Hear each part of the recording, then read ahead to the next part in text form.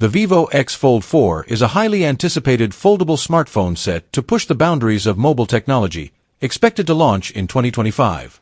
Leaks and rumors suggest that it will feature a massive 6,000 mAh battery, providing exceptional battery life to support extended usage without the frequent need for charging.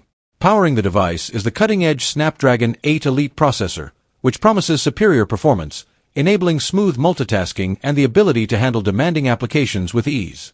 The Vivo X Fold 4 is also rumored to include a sophisticated camera setup with 350-megapixel sensors, consisting of a primary camera, an ultra-wide lens, and a 3x periscope telephoto lens, ensuring a versatile and high-quality photography experience for users.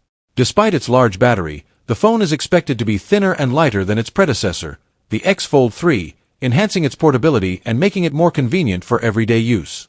Additional features are likely to include dual ultrasonic fingerprint sensors for enhanced security and an IPX8 water resistance rating, offering durability against water exposure. The foldable design is anticipated to come with refinements that make it more robust and user-friendly, cementing its position as a flagship innovation in the foldable smartphone market.